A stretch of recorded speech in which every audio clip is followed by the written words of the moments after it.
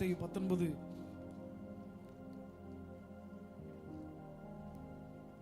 எடுத்துக்கொள்ளுங்க. ஒரு அழகான ஒரு வசனத்தை நான் வாசித்து விட்டு போலாம். இயேசு சொல்றாரு மத்தேயு 19:26 இயேசு அவர்களை பார்த்து, மனுஷரால் இது கூடாததுதான், தேவனால் எல்லாம் கூடும் என்றார். ஹல்லேலூயா.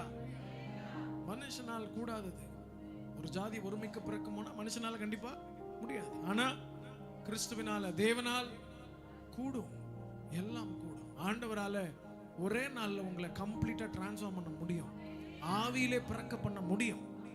எங்க பிறந்தார்கள்? முதலாக ஒருமிக்க பிறந்த இடம் எது அப்படின்னா நம்ம எல்லாருக்குமே நல்லா தெரியும். எடுத்து வாசிப்போமா? அப்போஸ்தலர் 2ஆம் அதிகாரம் 1ஆவது வசனம்.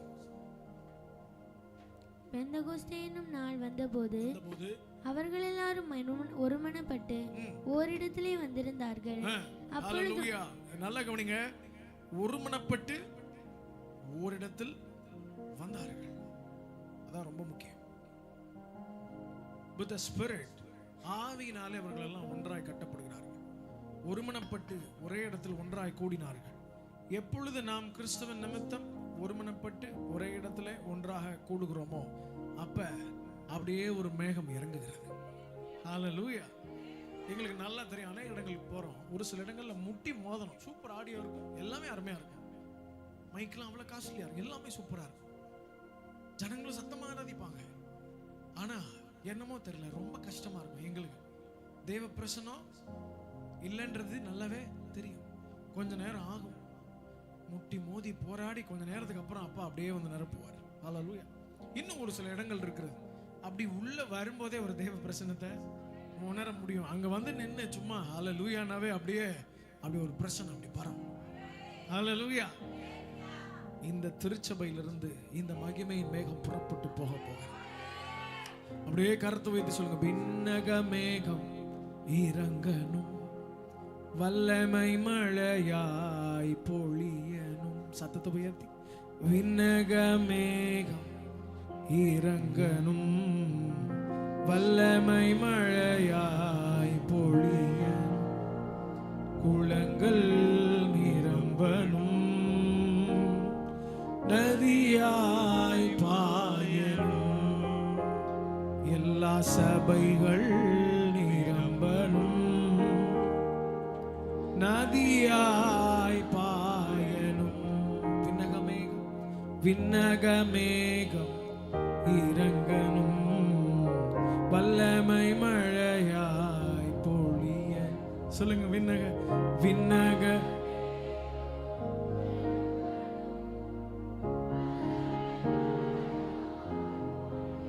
எத்தனை பேர் உணர்ந்து சொல்லுகிறீர்கள்? ஹல்லேலூயா. ஒரு காலம் வரப்போகிறது, இந்த பூமி எங்கு ஒரு ஆக்காலம் வந்து போகிறது, ஒரு காரில் ஜனங்களை மூடும், ஆனா உங்க மேல ஒரு மகிமை உதிக்கும். ஹல்லேலூயா. ஆமா, நல்லா கவனிங்க. ஒரு இருட்டுல நீங்க ஒரு வெளிச்சத்தை அப்படி போடுறீங்க அப்படின்னா உங்க கண்ணுக்கு எதுதான் தெரியும்? இருள் தெரியுமா, வெளிச்சம் தெரியுமா? வெளிச்சம் தான் தெரியும். ஹல்லேலூயா. பூமியை மூடும், ஆனா உன் மேல அப்படின்ற வாசம், பூமியவே ஒரு இருள் மூடினாலும் உங்க மேல கர்த்தருடைய சூரியன் உதிக்கும், அவருடைய வெளிச்சம் உதிக்கும், நீங்கள் பிரகாசிப்பீர்கள். ஹல்லேலூயா. ஆமா, அந்த இருள் உங்களை மேற்கொள்கிறது இல்லை, உங்கள் குடும்பத்தை மேற்கொள்கிறது இல்லை, உங்கள் பிள்ளைகளை மேற்கொள்கிறது இல்லை, உங்கள் எதிர்காலத்தை மேற்கொள்கிறது இல்லை. ஏனென்றால் நீங்கள் ஆவியிலே பிறந்தவர்கள். ஹல்லேலூயா. மற்றவர்களை போல அல்ல. ஆமென். ஆமா, எந்த புயல் வந்தாலும் அப்படி, எந்த புயல் வந்து மோதி தாக்கினாலும் சொல்லுங்க, அசைக்கப்படுவதில்லை. உங்க சத்தம் கேட்கட்டும். எந்த புயல் வந்து மோதி தாக்கினாலும் அசைக்கப்படுவதில்லை, நாங்கள் அசைக்கப்படுவதில்லை. ஹல்லேலூயா. ஒரு புயல் அடிக்கிறது, மெலித்தா தீவுல ஒரு புயல் அடிக்கிறது. எங்க? மெலித்தா தீவு. எத்தனை பேருக்கு தெரியும் மெலித்தா? இன்னைக்கு மால்டா தீவு அது. அப்ப மெலித்தா சிறைச்சேதம் பண்ணப்பட்டு பிரிட்டிஷ் அந்த நாட்கள்ல இருந்த தர்ஷிஷன் கப்பல்கள், இன்னைக்கு இருக்கிற பிரிட்டிஷ், அன்னைக்கு தர்ஷிஷ் கப்பல்கள்லேயே ஷிப்லேயே தி பெஸ்ட் ஷிப். அந்த நாட்களில் மிகவும் பயங்கரமாக பலமான ஒரு ஷிப்பு வந்து அவங்க தான் அந்த யார்டில் கட்டிட்டு இருந்தாங்க. ரொம்ப பயங்கரமாக இருந்தது. எந்த புயல் வந்தாலும் ஒன்றும் செய்ய முடியாத ஒரு ஷிப்புன்னு எல்லாரையும் சொல்லப்பட்ட ஒரு மிகப்பெரிய கப்பல். ஆனால் புயல் என்ன பண்ணிருச்சு? சேதம் உண்டாகி விட்டது. கப்பல் சேதமே அல்லாமல் பிராண சேதம் உண்டாகவில்லை. அங்கிருந்து ஆண்டவர் பவுல் நிமித்தமாகவும் தன்னுடைய அந்த சுவிசேஷமும் கர்த்தருடைய மகிமை விளங்கும்படியாகவும் அங்க இருக்கிற எல்லாரையும் ஆண்டவர் தப்புவித்தார். ஹல்லேலூயா. சில நேரத்தில் கர்த்தர் உங்களை சில பிரச்சனைகளுக்கு நேராய் நடத்துகிறது நல்லது. உங்களுக்கும் நீங்க யாருன்றதையும் கர்த்தர் காண்பிக்க போகிறார். தம்முடைய மகிமையை உங்களை கொண்டு கர்த்தர் வெளிப்படுத்த பண்ண போகிறார். இரண்டாவது, உங்கள் மூலமாய் அநேகரை கர்த்தர் விடுதலையாக்க போகிறார். உங்ககிட்ட போய் சொன்ன பாருங்க, நல்ல சத்தமா ராமன் சொல்ல வேண்டாமா? ஹல்லேலூயா. எங்க பாஸ்டர் ரொம்ப நாளா இதுதான் சொல்றாங்க, ஒன்றும் விடுதலையான மாதிரி தெரியல அப்படின்னு ஒருவேளை உங்களுக்குள்ள ஒரு சின்ன சந்தேகம் இருக்கு அப்படின்னா நான் உங்களை பார்த்து சொல்லுகிறேன். மோசே விசுவாசத்தினால் தான் பெரியவனான போதுன்னு இருக்கு வாசம்.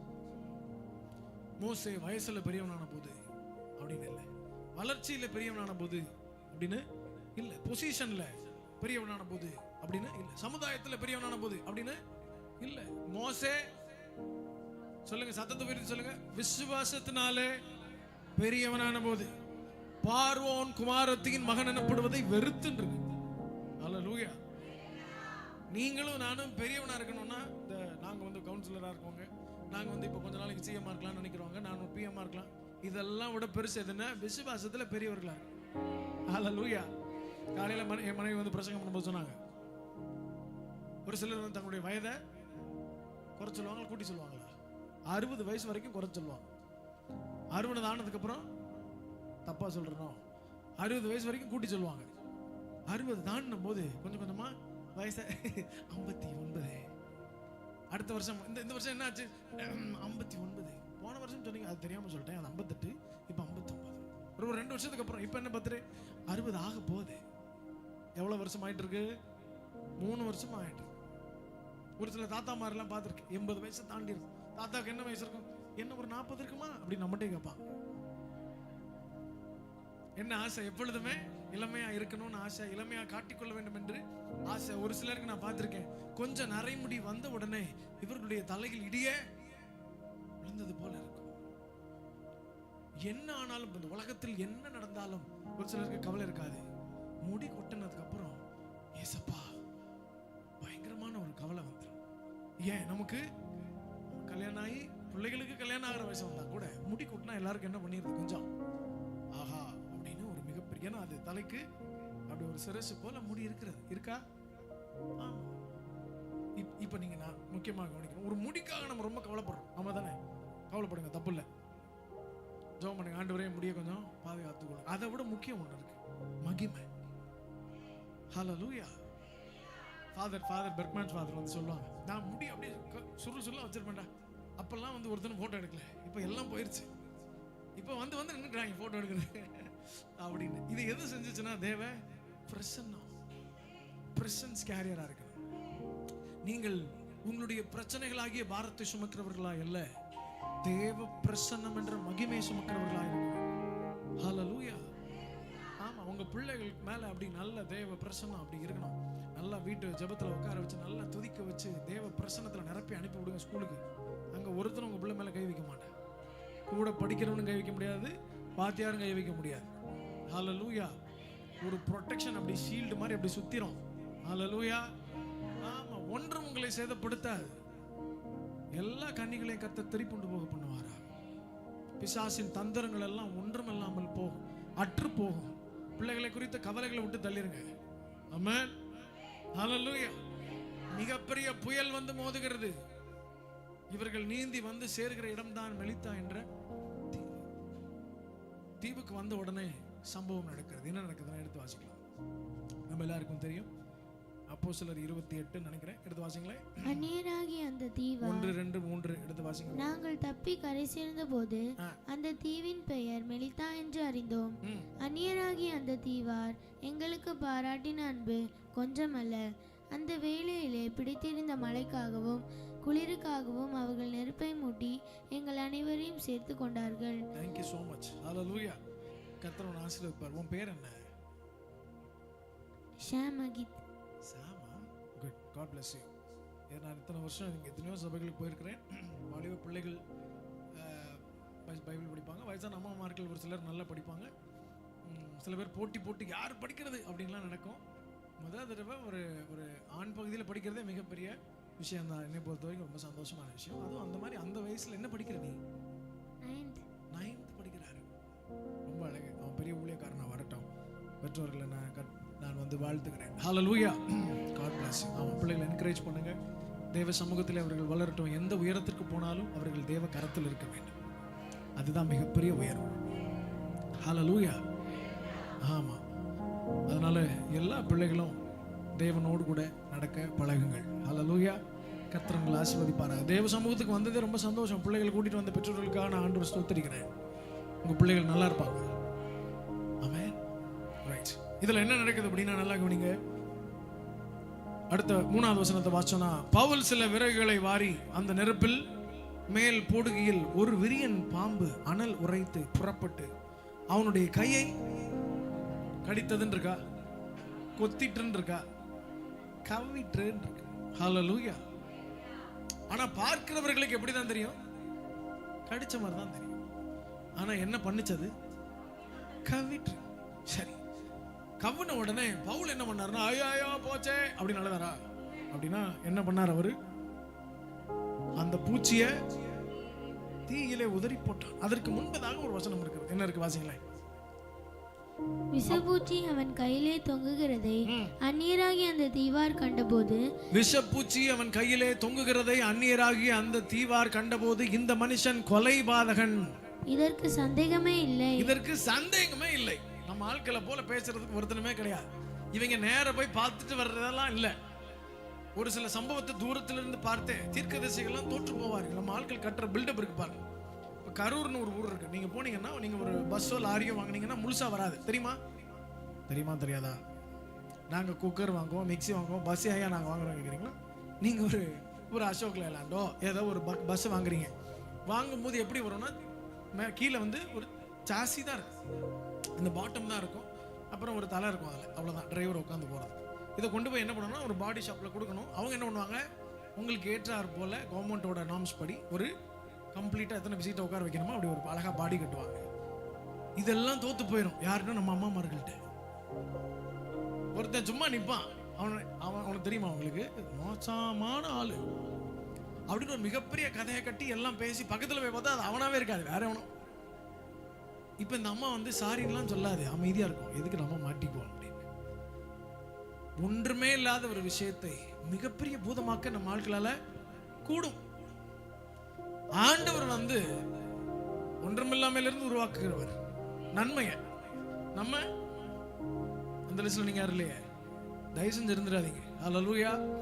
மற்றவர்களை பற்றி புறம் கூறுகிறதை எப்பொழுது நீங்கள் நிறுத்துகிறீர்களோ அப்பொழுதும் மிகப்பெரிய ஆசீர்வாதம் உங்களை வந்து அடைகிறது. ஹல்லேலூயா. ஆமா, எப்ப நீங்க காசிப் பேசுறதை நிறுத்துறீங்களா? நான் அப்புறம் நிறைய பேர் பார்த்துருக்கேன். பப்ளிக் இந்த சோசியல் மீடியாலெல்லாம் அநேகரை பற்றி குறை போட்டுக்கொண்டே இருப்பார்கள். அதை பண்ணவே கூடாது. ஆமாம், உங்கள் மேலே இப்போ நான் வந்து கிப்சன் தம்பி இருப்பேன். இப்போ அவர் தான் தப்பு பண்ண மாட்டார், பண்ணுறாரு. நேரம் போய் கிப்சன் அப்படி தானே பண்ணாதீங்க அப்படின்னா அவர் கேட்க போகிறாரு. இப்போ நீங்கள் சமைக்கிறீங்க, வீட்டில் சமைக்கிறீர்களா? ஆமாம் சமைக்கிறீங்க. இப்போ நீங்கள் ஒரு ரசம் வைக்கிறீங்க, ரசத்தில் உப்பு போட மறந்துட்டீங்க. இப்போ நான் போய் உங்கள் கணவன்ட்ட உப்பு போடுங்க கொஞ்சம் அப்படின்னு சொல்கிறதா இல்லை உங்ககிட்ட சொல்லணுமா? இல்லை பக்கத்து வீட்டில் ரசம் சாப்பிட்டேன் உப்பு இல்லை அப்படின்னு சொல்லணுமா? யார் செய்தார்களோ அவர்கிட்ட சொன்னாதான் அதை கரெக்ட் பண்ணிக்க முடியும். ஒருத்தரை பத்தி இன்னொருத்தர் சொல்றதுக்கு பேர் குறை, அவர்கள்ட்ட சொல்றதுக்கு பேர் கரெக்ஷன். ஹல்லேலூயா. நீங்கள் சீர்படுத்த பிறந்தவர்களே தவிர சீர் உழைக்க பிறந்தவர்கள் அல்ல. ஹல்லேலூயா. அப்பதான் நீங்க சிறப்பா இருக்க முடியும். நீங்க உங்க குடும்பம் வாழணும் அப்படின்னா கொஞ்சம் வாய கேர்ஃபுல்லா பார்த்துக்கணும். கேட்டு போட்டு வச்சுக்கோங்க. ஏதாவது தோணும், உள்ள தோணும். ஒருத்தரை பத்தி எல்லாரும் பேசும்போது நம்மளும் சேர்ந்து, ஆமாம், நிறைய பேர் இந்த பேய் கதைலாம் பேசுறதை பார்த்துருக்கேன். ஒருத்தர் பேய் கதை ஆரம்பிச்சோன்னே நான் கூட இப்படி தான் மக்களே அந்த பக்கம் போகும்போது ஒரு பேய் பார்த்தீங்கன்னா டிங்கிரிங்கன்னு அடிச்சு அப்படிலாம் சேர்ந்து பேசுவாங்க இல்லையா? என்ன கதை பேசுகிறோமோ அப்படியே. நம்ம தமிழ்நாட்டில் ஒரு பழக்கம் உண்டு. ஒருத்தருக்கு பசிக்காது, ஒருத்தர் சாப்பிட்டு பார்த்த உடனே நமக்கு என்ன பண்ணுது, பசிக்கும். அவ்வளோ நேரம் நம்ம வந்து ஃபேன்னா என்னன்னு தெரியாமல் வளர்ந்த ஆட்கள். ஆனால் இப்போ நம்மளால் இருக்க முடியாது. தேவை அப்படி அதிகமாயிடுச்சு. ஒருத்தர் செஞ்சதை பார்த்த உடனே இன்னொருத்தர் செய்யணும். ஒருத்தர் ஏதாவது ஒரு பொருளை வாங்கிட்டா நமக்கு வாங்கணும் பரபரன்னு இருக்கும். நமக்கு அது தேவையில்லைன்னா கூட வாங்கி வச்சாதான் அம்மாடி அப்படின்னு இருக்கு. இருக்கா இல்லையா? அநேகர் சில கடன் பிரச்சனைகள்ல, சில பொருளாதார சிக்கல்கள்ல மாறினதுக்கு காரணம் என்னன்னா மற்றவர்களை பார்த்ததுதான். நீங்க கழுகு, நீங்க கோழி கொஞ்சம் பார்க்கணும் அவசியமே கிடையாது. அது என்ன வேணாலும் பண்ணும். ஆனா கழுகு உயர எழும்ப பறக்க, ஹல்லேலூயா, அப்படிதான் அழைக்கப்பட்டது. ஆமா, கழுகுனுடைய பலன் வேற, கோழியுடைய பலன் வேற. இதனுடைய பிரயோஜனம் வேற, அதனுடைய பிரயோஜனம் வேற. இதனுடைய பார்வை வேற, அதனுடைய பார்வை வேற. யானை வேற, புலி வேற. ஆமா தானே? ஆமா, அது பெருசா இருக்கும் ஆனா வேட்டையாட முடியாது. இது பார்க்கிறதுக்கு அதை விட சின்னதா இருக்கும் ஆனா வேட்டையாட வல்லது. ஹல்லேலூயா. உங்களை கர்த்தர் எப்படி வைத்திருக்கிறாரோ அது என்னென்ன அந்த நோக்கத்தை புரிந்து கொண்டுதான் நாம் செயல்பட வேண்டும்.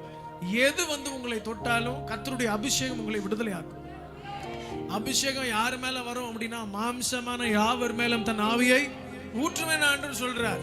ஹல்லேலூயா. ஆனா அந்த மாம்சமான யாவரும் எப்படி இருக்கணும்னா தாகம் உள்ளவர்களா இருக்கும்.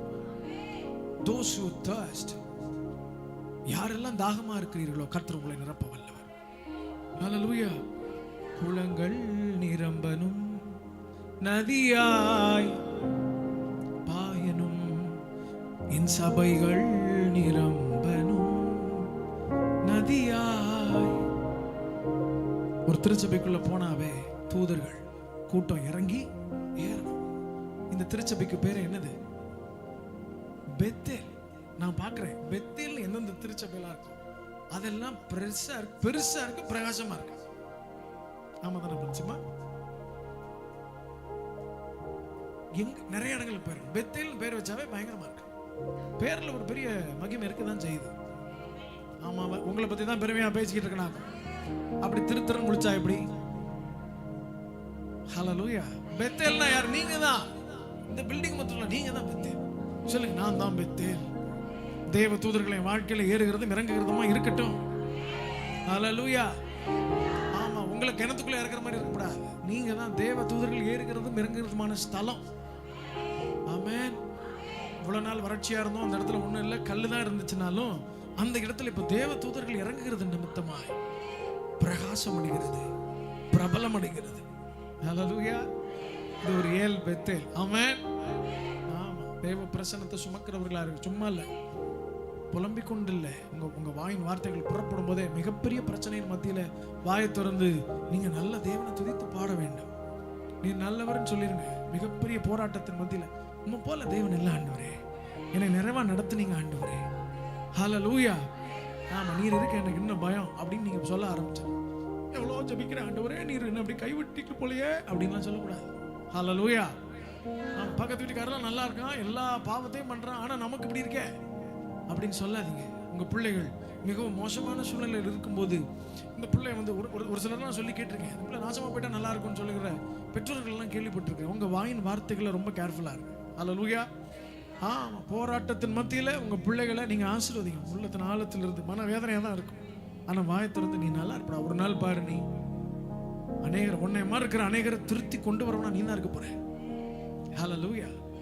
ஆமா, கணவர்கள் குடித்து கொண்டிருக்கிறார்கள், திருச்சபைக்கு வரல, ஒரே பிரச்சனை, சண்டை சச்சரவா இருக்கு அப்படின்னா அவங்க தூங்கும் போது தலையில கை வச்சு ஜெபம் பண்ணிருங்க. வந்துருச்சுருங்க, ஆண்டவரே தொட்டுருங்க, ஆண்டவரே நீங்க தொட்டுட்டா போதும்னு சொல்லிருங்க.